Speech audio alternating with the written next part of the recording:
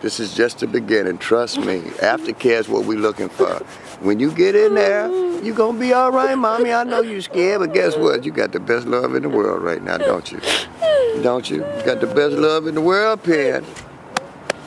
You know, I've met several girls that, like Penny, you know, you look at her Facebook and you look at where she came from and you look at her family structure and you just go, wow. And then I talked to another girl and she showed me her pictures. She was twice the size and had a lovely family, but it's a roller coaster. She out there. Yeah. I'm 5 weeks pregnant. I don't even know where to start. Hey, when did you use last?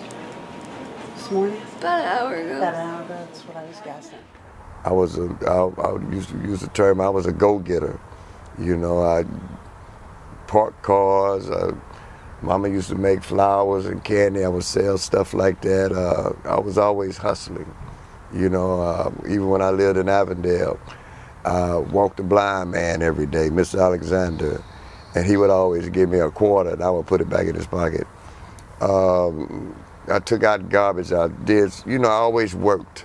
You know, I started shining shoes, and that's what got me to the street, shining the shoes.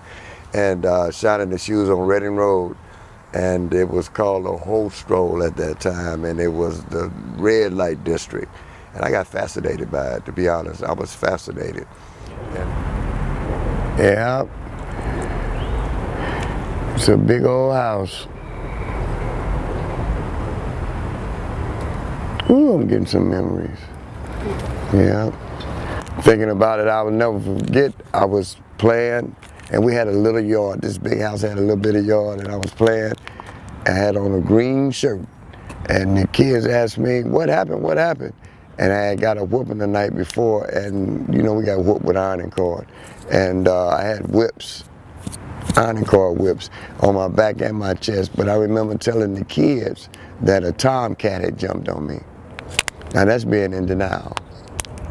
That's being in denial, but I didn't think about these things until, you know, I had to do some insight. And that beating, that did it. That one beating did it. Everything else is it just went bad. It just went bad. Being on probation and parole since the age of 9 until 2016, 1960 till 2016. And it all started right here. As far as my lifestyle go, my baby sister told me one time she used to watch me come and do that doggone drugs in the basement. I would sneak in the basement and do the drugs. And I didn't know that. I really didn't know that. You know, but I didn't try to put that around them. I was always gone, you know. We went to the Greyhound bus station, my sister and I. And we got him, and when we got to the bus station, he was outside, and it was exciting to see. You know, I think we were all just really excited and kind of crying at, you know, wow, this finally happened. You know, after all of these years, it's finally happened. And then for us also, it was the fact that for the first time in all of those years, all 5 siblings were here in the city together. And so I needed him to be able to come into a place that felt like home or whatever. So we even made, the last thing that we did was made a note, a sign, and put on the door that said, "Welcome home, Lindsey." Still up there. The sign, yeah.